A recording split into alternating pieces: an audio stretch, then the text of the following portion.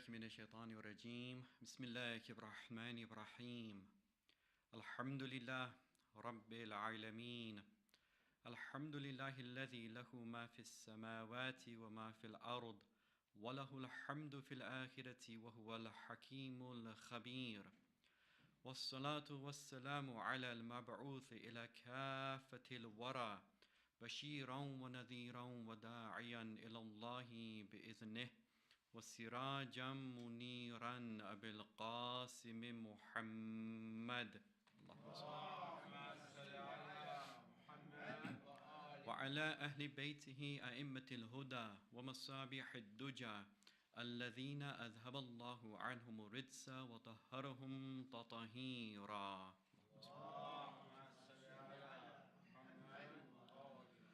أما بعد فقد قال رسول الله صلى الله عليه وآله وسلم اللهم صل على محمد وآل محمد من أحب أن يلقى الله وقد تمحص عنه ذنوبه فليتولى علي بن الحسين فإنه كما قال الله سيماهم في وجوههم من أثر السجود. صلوا على محمد وآل محمد.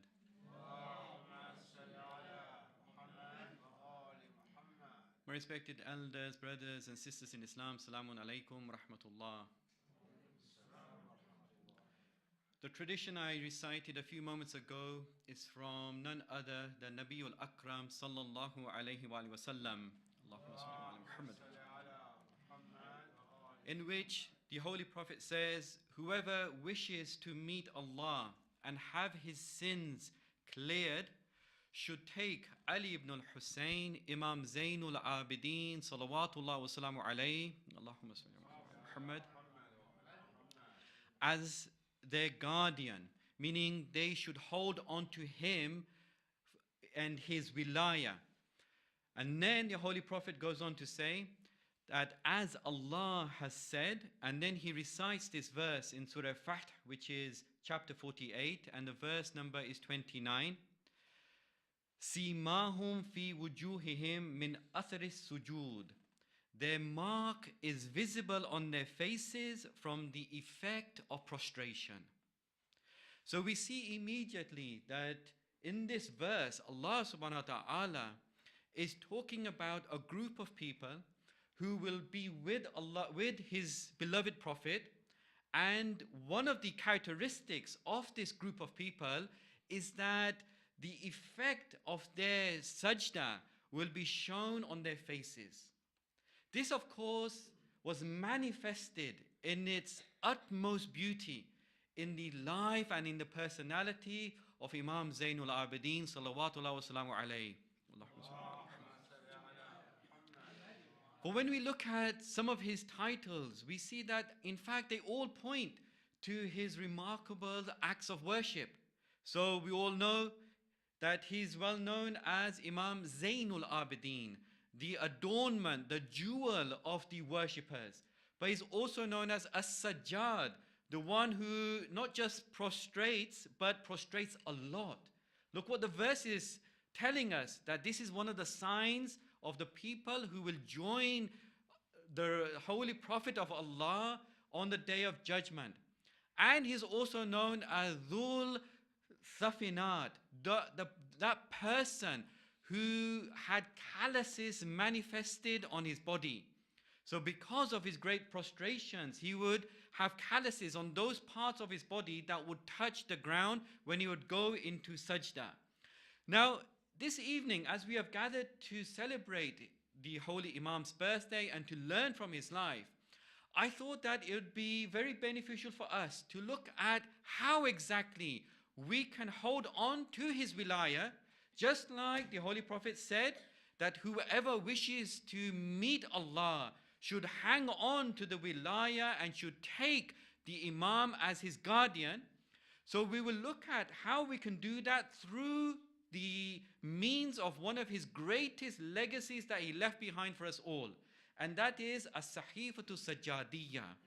This amazing work that unfortunately a lot of the time we just simply neglect, or when we do refer to it, it is only at certain times of the year. But as I will put forward, inshallah, this evening, it has been taught to us by the Imam as a manual of instruction for everyday problems, everyday issues that we face.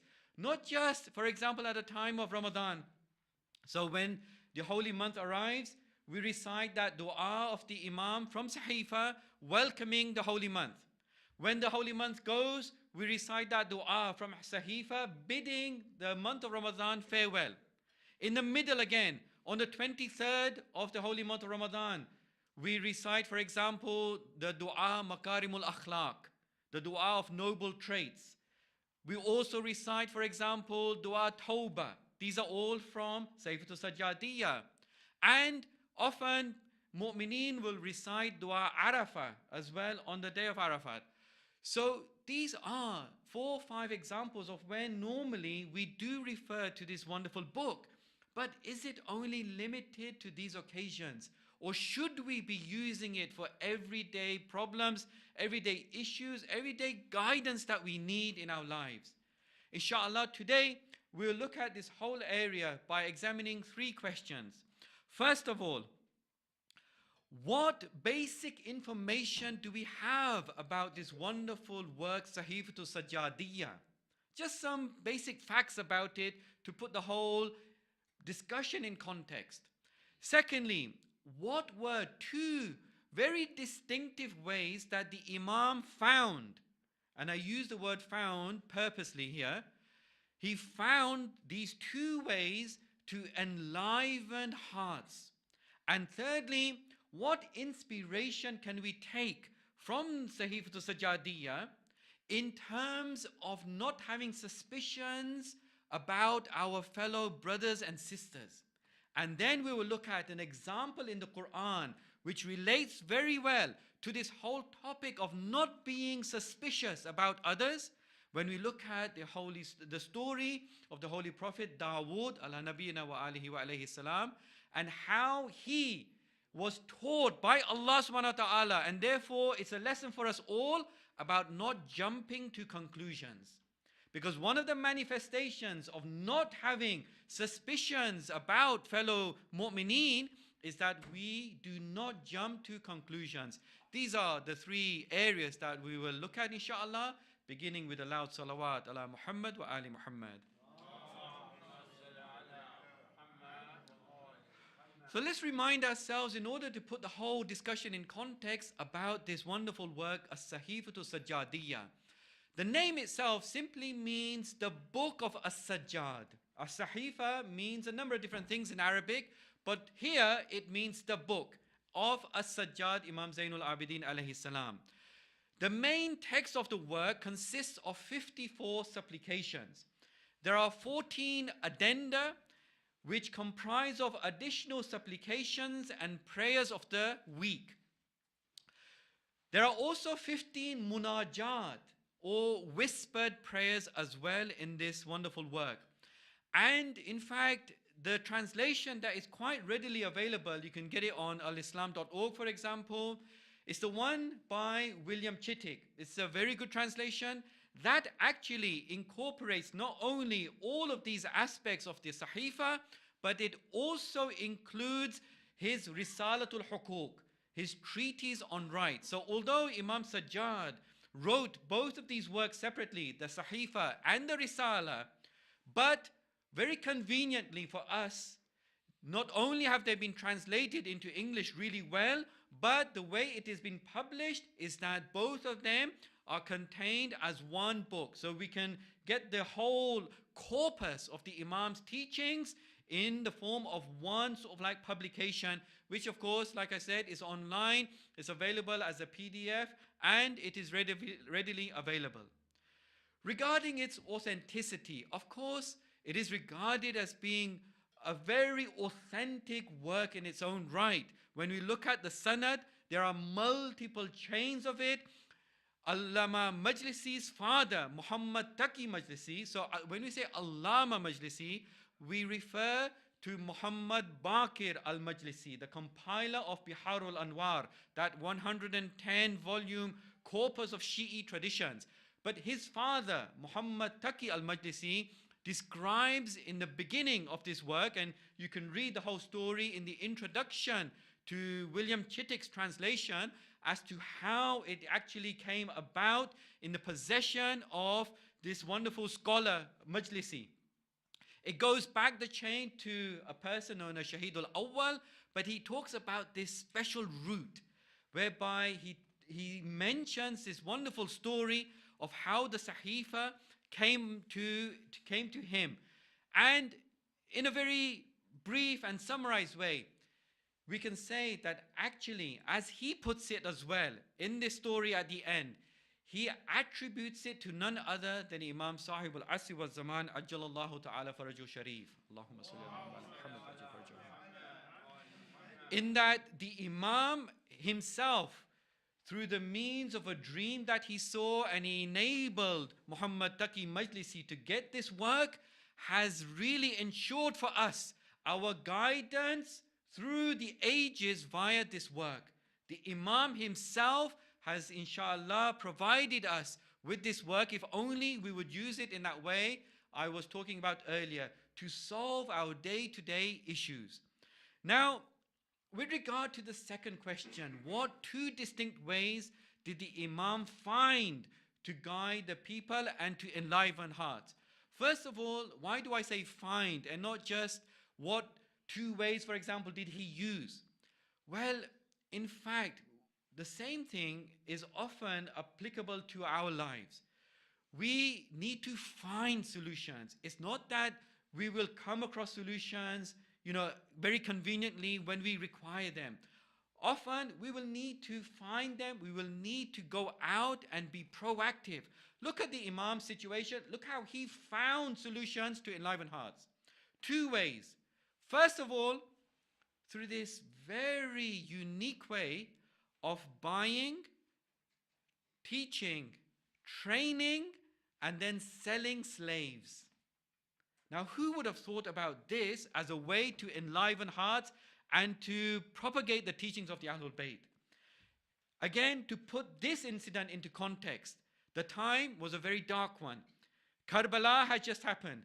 His holy father had been brutally killed. So had many of his companions and his family members. Others had been taken captive. Sin was rampant. There was corruption everywhere.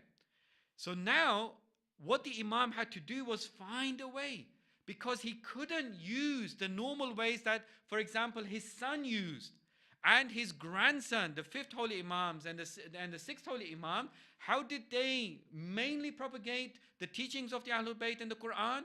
Through the great university that they had established, through the formal way of teaching, student-teacher relationship, publication, discussions. The Imam wasn't afforded that opportunity because of the situations, because of the really oppressive conditions he was under. So then he finds this unique way. He buys slaves. Now, when the Imam buys a slave, of course, his treatment of that slave is very different to any other person. He trains them, he teaches them, and then it is reported that every Ramadan, for example, at the end of the holy month, he would set them free.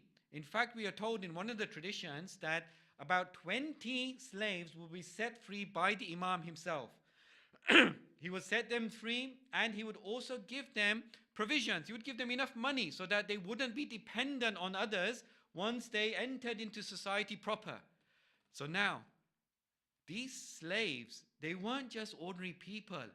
Because they had this teaching, because they had this training from the Imam, they themselves would therefore be the ambassadors of his teachings within society.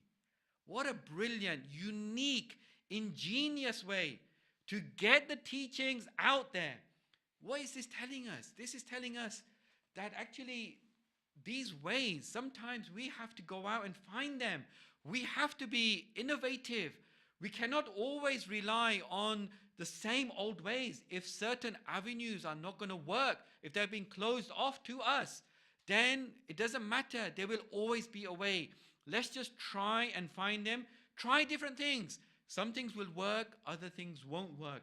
But we can never say that our paths and our avenues are closed off. The other thing that the Imam did was what we are going to focus on more for the remainder of this lecture, and that is his teaching of these wonderful du'as. Like I mentioned, it was a very dark time, and so the Imam had to revive not only minds but also hearts. Now, you can talk about reviving hearts and spirituality and godliness, God consciousness, but how do you do it? You have to use a language, and then you have to show how that language is put into practice. The Imam did both. He used a very specific language. Yes, the language of the du'as, but this language itself is very particular. It's the language of the fitrah. It's a language of all mankind. And then he showed in his own actions how he put these du'as into practice. And I'll give you some examples in a moment. First of all, the language. Yes, the eloquence is there, the beauty is there, the rhythm, the style, the meanings, the grammatical composition, they are all there. But the language itself resonates with every single human being. Let's have a look at some of these du'as. We have du'as for removing worry. Isn't this a universal human need? Who can say that they don't want their worries to be removed? We have a dua to be thankful, a human need, a very worldwide, universal feeling that all of us have. We have du'as when it comes to facing hardships, for increasing sabr, for ill health, for improving our situation, whatever that might be, for increasing our closeness to Allah, for helping others to get out of difficulty. These are all human needs. These are all human values that every single person can relate to. There's no one in the world that can say that I don't have such needs. So now, when we look at that, look at the language that the Imam uses in order to tackle all of these issues which are human and universal. He uses a language which everyone can relate to. The language of Sahifa is the language of the Fitrah. This is one of the main reasons why it has remained throughout the course of history as a source of guidance for so many millions of Muslims around the world and non-Muslims. Because whenever we come across this work, it resonates with our natural fitrah, the God-given disposition that we have all been created with. Fitratullahi lati fatara nasa alayha. This is the fitrah that Allah has created all of us with. I'll give you some examples. Supplication 21 is a supplication in sorrow. He says, look at this language. Who cannot relate to this? Wamnun alayya bishawkin ilayk. Oh Allah, favor me with yearning for you. Even if somebody doesn't believe in a God, but believes in some higher, superior power in the universe, everyone is yearning at the end of the day, yearning for something. It might even be yearning for some position. It might be yearning for some love, for some attention, for some material gain. At the end of the day, can anybody say they don't yearn for anything? Look what the Imam is saying. And favor me with yearning for you. Increase that yearning. So look at all of these universal needs that he is trying to address. In fact, what we can do, just as a point of learning for myself and inshallah for my dear brothers and sisters, what we need to do in fact, and we haven't done as a community, certainly as scholars, as teachers, I honestly feel we haven't done this enough, and that is to use the genre of du'as as they should be used to propagate the teachings of the Ahlul Bayt. We use the Quran, and of course the Quran is our primary source. And we use ahadith, our secondary source, but within the ahadith comes the genre of du'as. What I really feel we must do is to take this and go with it as a separate project. So look at the du'as that we have. We have du'as, the du'as in Sahifa. We have du'a tawassul. We have du'a arafah. We have du'a nudba. We have du'a kumail. What if we were to propagate the teachings of the Ahlul Bayt and the Quran by means of the universal language that is found in these du'as? I really feel that we need to take, snippets from these du'as, not just play them. There are plenty of recordings of beautiful recitations and with translations there as well. But what if we use them in order to derive lessons, to infer conclusions, to help people take each and every single one of these universal needs that is there in all of these 50 odd supplications of the Imam and go with it. Have video clips with animation, have stories based on it, have lectures, small snippets, have poetry, have artwork, all based around the genre of du'as. It is something, it's a huge project, but inshallah we can start in a very small way by at least looking at one or two of the du'as of Sahifa and seeing the impact it will have on wider society. Sallu ala Muhammad wa ali Muhammad.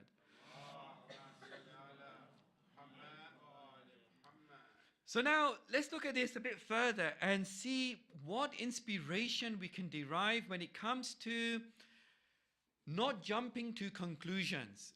It's just one lesson out of thousands of lessons we can gain from Sahifa, but how much can we cover in the course of one lecture and one evening?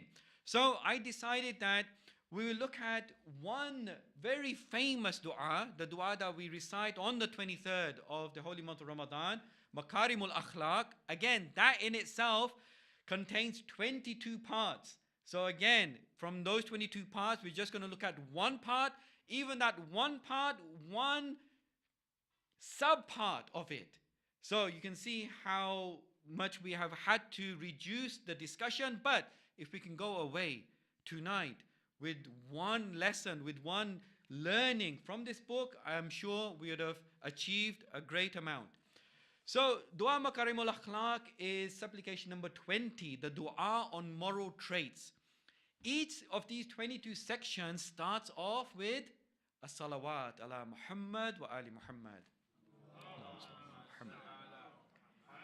And in fact, what better month to look at this dua and read it properly than the month of Sha'ban?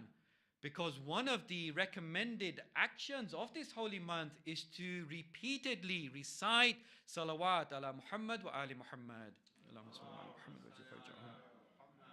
So we would get at least 22 salawats if we were to go through this supplication. In any case, it is something which of course is part of our teachings, why we do start with a salawat upon the Prophet and his progeny.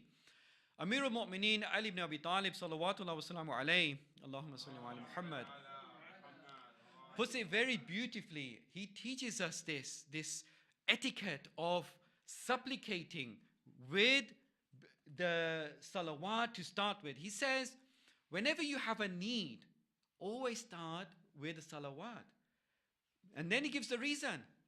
He says, say the salawat, then say you need, because Allah subhanahu wa ta'ala is more generous than to accept one of your requests and not the other. Allah is more generous than He would accept only one of two of your requests. Why? Because the salawat is a request in itself.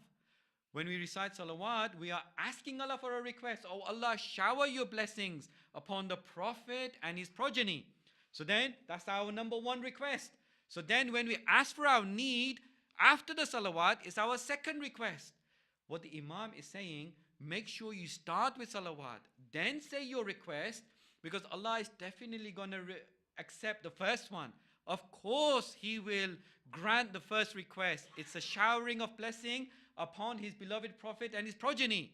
But then, would Allah stop there really when He is Al-Kareem? How would Allah stop at the first request, he wouldn't. He's bound to accept the second request as well, which is our hajat, inshallah. Sallallahu ala Muhammad wa ali Muhammad. So let's have a look at this excerpt from this dua. Dua Makarim al-Akhlaq. It is part number 7, where the Imam teaches us the following. Allahumma salli ala Muhammad wa ali Muhammad wa abdilni min bigdati ahli shana'anil mahabba wa min hasadi ahli al-baghyi al-mawadda wa min dhinnati ahli salahi thika. This translates as, O Allah, bless and shower your blessings upon the Holy Prophet and his progeny. Then, and replace for me, this is the translation of William Chittick. And I'll come to the translations in a moment, because there is some discussion about exactly what one particular part of this means. But William Chittick translates it as follows. And replace for me the animosity of the people of hatred with love. So replace for me the animosity of the people of hatred with love, the envy of people of insolence with affection. So it's always talking about replacing something negative with something positive. The suspicion of the people of righteousness with trust. Now it's this last part that I want to focus on. The Imam is saying, replace for me the suspicion of the people, the dhan of people of righteousness with trust. Now, just this morning, I was looking at various shuruh and commentaries on the Sahifas. The Sahifa has numerous commentaries on it, and I looked at 4 or 5, and I realized actually the way this has been interpreted is quite different according to different scholars. One other translation is that replace the suspicion of the people of righteousness with trust. So that's one. Another one, we could say, replace the suspicion people of righteousness have about me with trust in me, right? So the first one is a general one. The suspicion that people of righteousness, the salihin, replace their suspicion with trust. Okay, that's a dua. Another dua is replace the suspicion these righteous people have about me with trust in me. So don't let them have suspicion about me, make them have trust in me. Another view is that, oh Allah, replace my suspicion about the people of righteousness with my trust in them, so that I don't have suspicions about them. So now the Imam is focusing on himself. He's saying, oh Allah, don't let me have any suspicion about salihin, those who are righteous. Make sure that I no longer suspect people. So make sure that I don't have any dhan about anyone who is salih, and I should be in a state where I trust them. In any case, it doesn't really matter with regards to our discussion today. We can say all three point to one common element, and that is, oh Allah, replace suspicion with trust, isn't it? Whether we take the first meaning, second meaning, or third meaning, according to the different commentaries on this, it doesn't matter. The common element is that, oh Allah, replace suspicion with trust. So don't have su'ud dhan, which is suspicion, bad suspicion about people. Rather have husnul dhan, have good opinions about people. So trust people. Now, one manifestation of this is when we look at how the Imam was with the unfortunate members of society. When I was going through some aspects of his life, I realized that actually many of the incidents that are reported are about how he dealt with beggars, how he dealt with the downtrodden, how he dealt with those who didn't have much. It was amazing. Many of the incidents concerned these people. So clearly he was trying to help them. We already saw how he was with slaves. But now, look at this. And it made me think that actually, this is a manifestation of not having suspicion about people. How many times is it that when a beggar has come to us, usually when we go to other places, sometimes in this country as well, we have suspicion about them. We don't give them, okay, there's a proviso here, there's a caveat here. We have to use our intellect, we have to use our best judgment. Sometimes it can be quite clear to us that this person is not genuine. But look what the Imam teaches. As much as we possibly can, don't have this type of suspicious attitude towards even beggars. Look at one of his traditions. He says that after he had, the tradition goes that after he had finished performing the noon prayer, فَإِذَا سَائِلٌ بِالْبَابِ. So now this beggar comes to his door. فَقَالَ عَلِيُّ بْنُ الْحُسَيْنِ عَلَيْهِ السَّلَامِ. So the Imam tells his servants, أَعْتُ السَّائِلِ. Give the sa'il, give the beggar, وَلَا تَرُدُّ سَائِلًا. And do not reject. Do not somehow refute and shun a beggar. This is one of those famous traditions that we have, that as much as you can, try to give even to beggars. Of course, like I said, use your intellect, best judgment, and sometimes it'll be clear that this person is not genuine. But as much as possible, don't have bad suspicions even about beggars. In another tradition I saw, it was the day of Friday, and he tells his servant that when a beggar comes, make sure you give him charity, you give him something. So this servant says to him that, oh Imam, perhaps the beggar is not worthy. The same question that we often have. Perhaps he's putting it on, he's faking it, he's doing this for a living. But the Imam says that I am worried that some of them might be genuine. So give to the beggar, give to the beggar. This is what we mean. Not only talking about the language of the fitrah and telling us in the dua makarimul akhlaq that, oh Allah, replace suspicion with trust, but there's a second step to get this home to people when we want to propagate the teachings of the Ahlul Bayt and the Quran, and that is to put it into practice, to show people that we are not just talking the talk, we are actually putting it into practice, and we are walking as well with these words. The Imam didn't just teach us, he showed us in practice. He himself put his hand in his pocket. He himself told his servants, put your hand in my wealth and give from my wealth to the beggar. Don't have su'u zan as much as you possibly can. Sallu ala Muhammad wa ali Muhammad.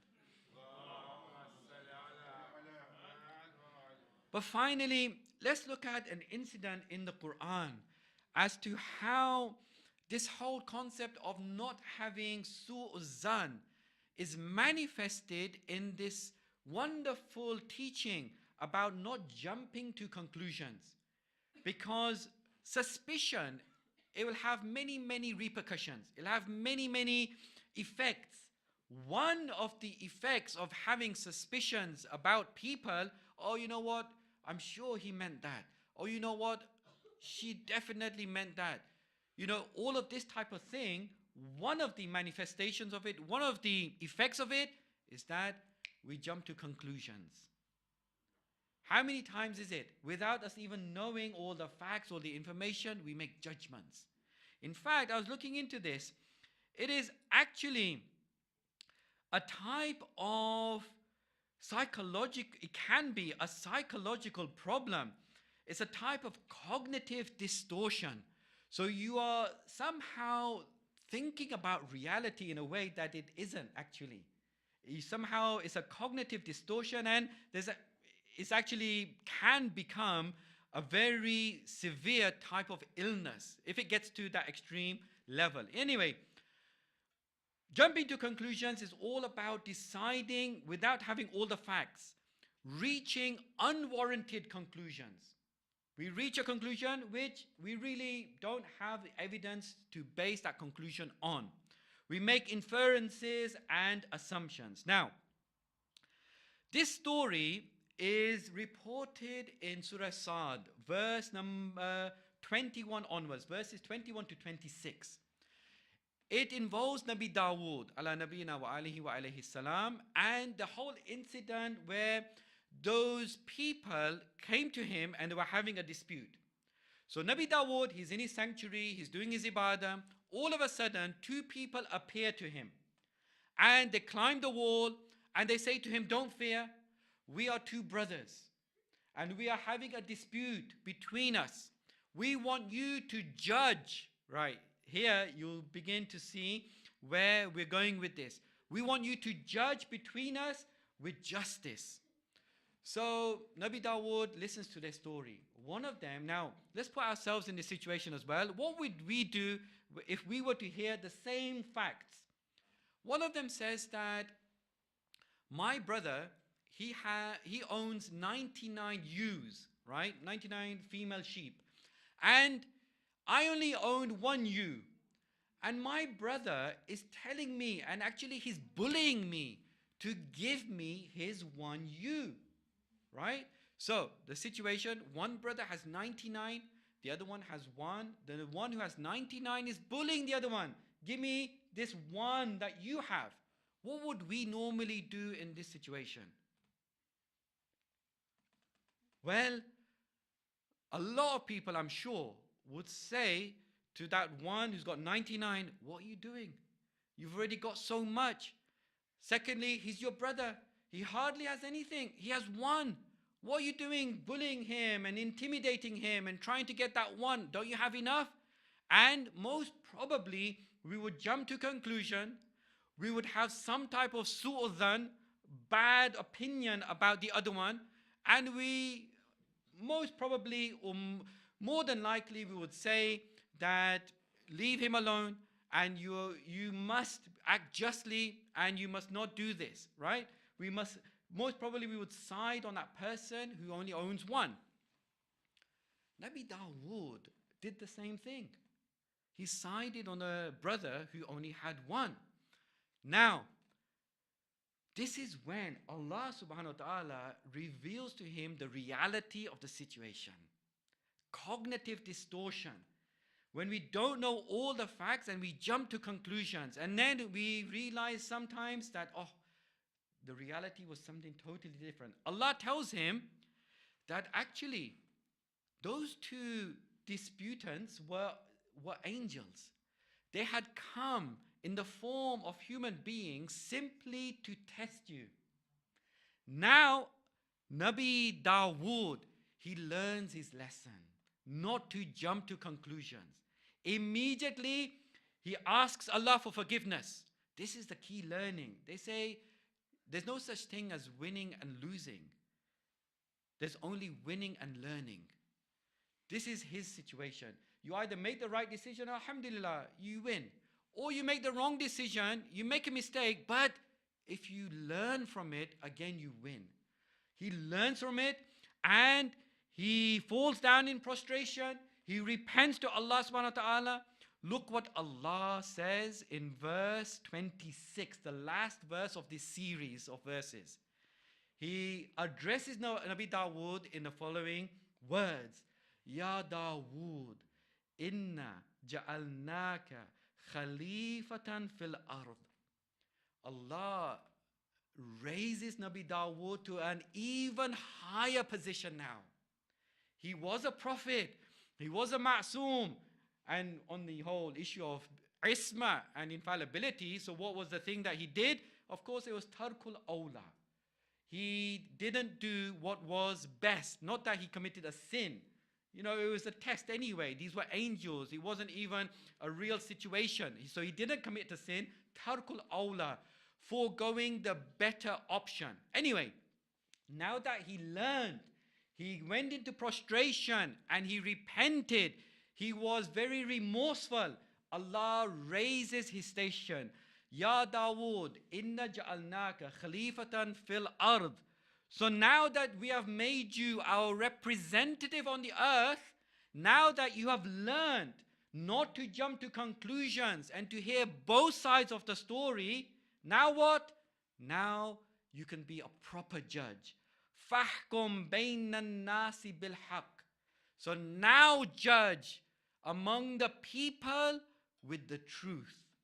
وَلَا تَتَّبِعِ الْهَوَىٰ. And do not follow desires. فَيُضِلَّكَ عَنْ سَبِيلِ اللَّهِ. For otherwise you would stray from the path of Allah subhanahu wa ta'ala. Finally, it's always good to try and derive some practical points from such stories. I thought of 7 things as to how we can, inshallah, stop jumping to conclusions. First of all, we need to recognize that we are doing this. Like I said, in some people, it's an illness. And it can be very severe. But for many, many people, it might not be that psychological illness, but most people, they do jump to conclusions. So we need to recognize we're doing it. Number 2, think of 5 other possibilities that could be the truth.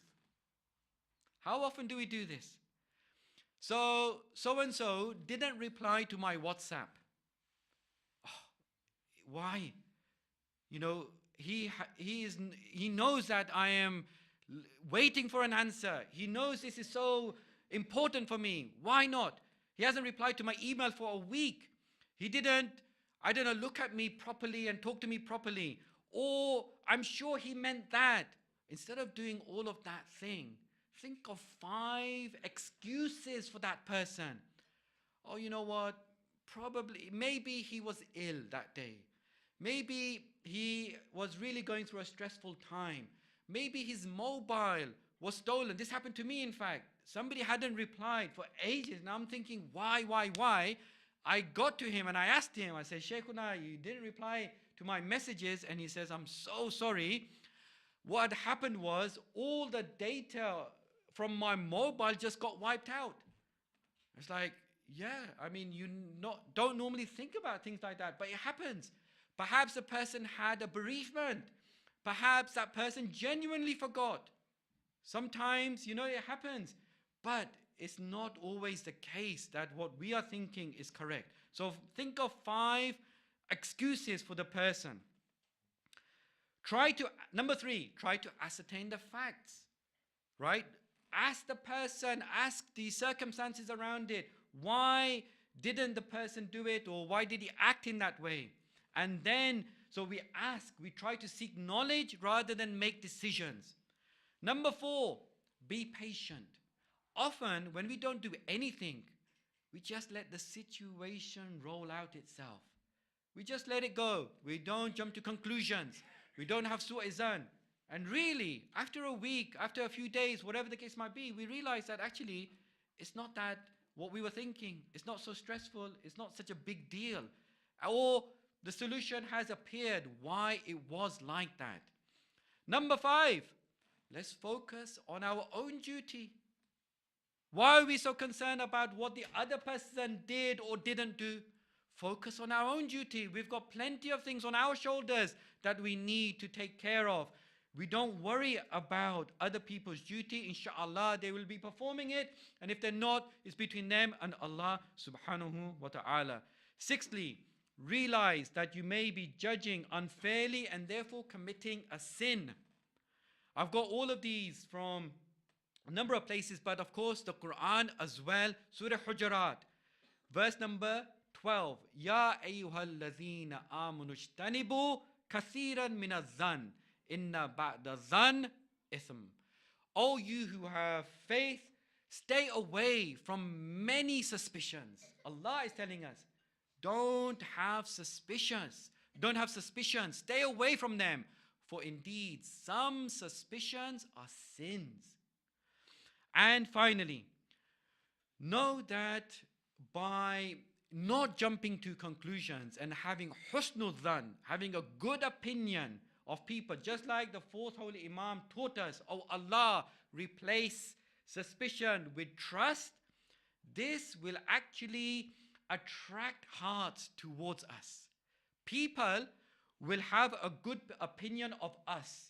When we have good opinions of people, they will have a good opinion of us. Imam Ali alayhi salam, he says, The one who has good opinions of people gains their love. Because somehow it will be perceptible in a small way or in a big way.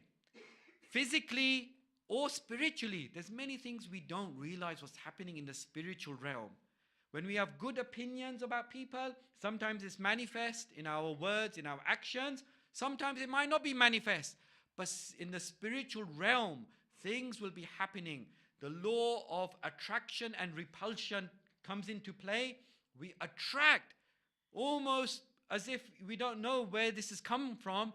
We attract the hearts of others towards us. So as a summary, inshallah, this evening, as we were celebrating the life of the fourth holy Imam, we looked at the tradition where the Holy Prophet says that if we want to meet Allah on the day of resurrection, then hold fast onto the wilayah of the fourth holy Imam.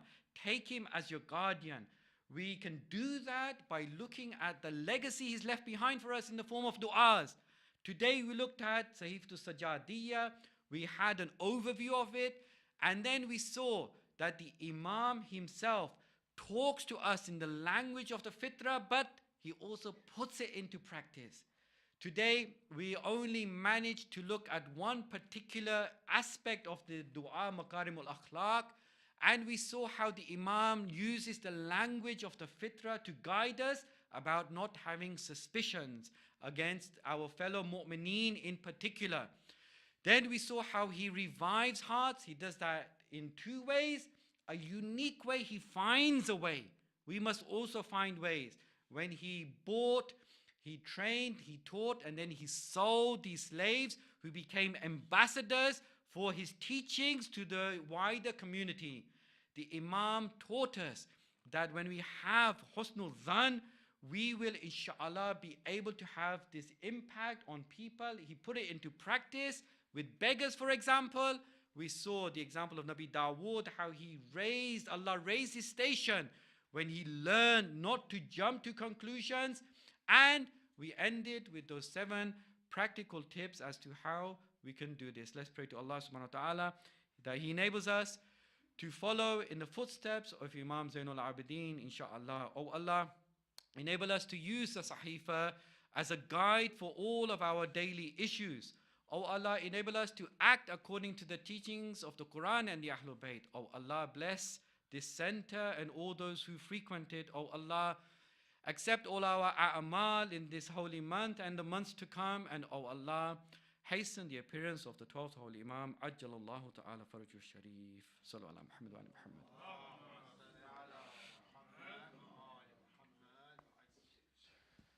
Thank you very much, Sheikh. We have a little bit of time for some questions. Do we have any questions?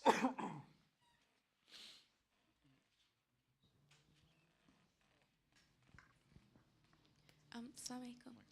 I actually have a question about Risalat al-Hukuk, if that's okay. So, from what I've seen, it's divided up into sections, and one of the sections is the rights of your subjects. And I was just wondering how authentic the actual division of that is, because I was confused about why the rights of your wife was put into the rights of your subjects.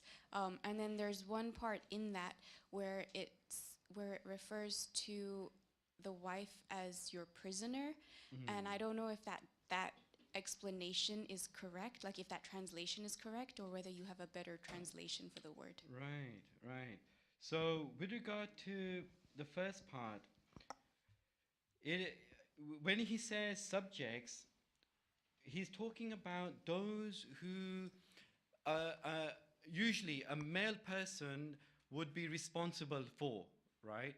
So in this particular instance, a male person, although the dua itself covers everyone, but a male person, because of the nafaqah that the husband has to provide for his wife. So that's why, in that sense, because it is a wajib duty, to look after his subjects, meaning those who come under his sort of like financial obligations to look after. So it's nothing derogatory in that sense. Kullukum ra', all of you are in one way shepherds, you are guides, and you are all mas'ul of your subjects. We had that in that famous tradition, meaning you are all responsible for those who come under your duty. Sometimes it might be husband and wife. Sometimes it might be, some other, a guardian and his charge. So that's that. Secondly, what was the second part? That there's one part which refers to the woman as the wife as the prisoner, like a seer. And I don't know if that translation is correct. Okay, right, asir. Yeah, asir is prisoner. So I'd have to check. I mean, why is asir? Are you sure? Do you check the translation and it was definitely against prisoner, wife and prisoner? Yeah, it says, since she is your prisoner whom you feed and clothe. Yeah, I've got Sahifa here. Sure, please.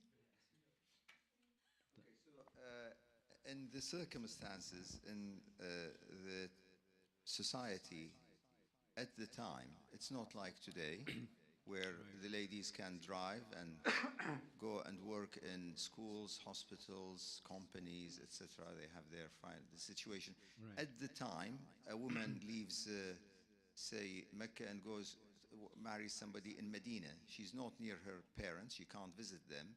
Society would not recognize a woman walking in the streets. So she is basically attached with these bonds, social, Right.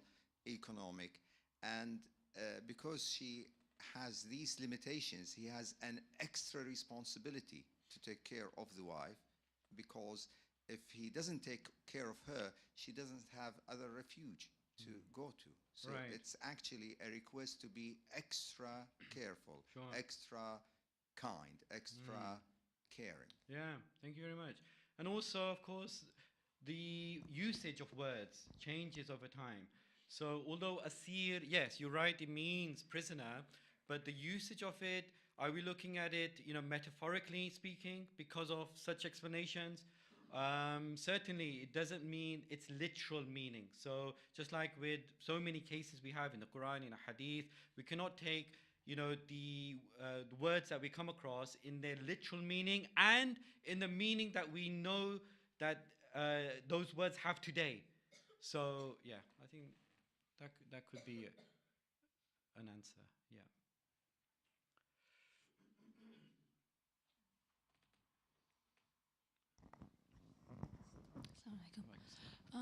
That story you said about the person who had the 100 sheep and the one who had the one sheep, I know that was just a test for Dawood, but was there a second side? Like, was there a reason why the person with the... was there a reason why we should have looked at having sympathy for the person with the 99? Right. Good question. I mean, we're not told any of the details. All we know that it was definitely a test. And then Nabi Dawood, after his reaction to the test, he is raised to that higher status. So the idea, it was never a genuine case that Nabi Dawood, or even us today, we need to look at the other side and all the details of it.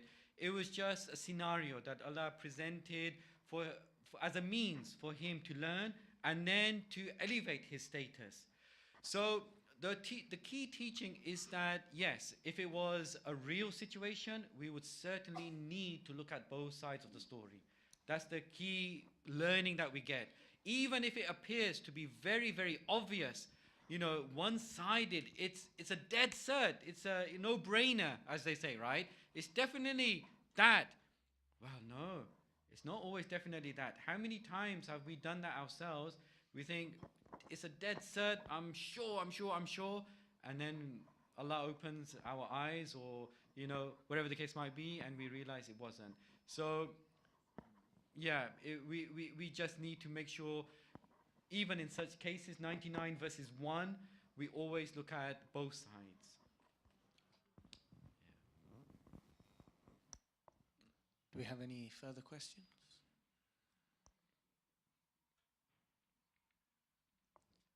I think we'll end here. Thank you very much, Shaykh. Salwat.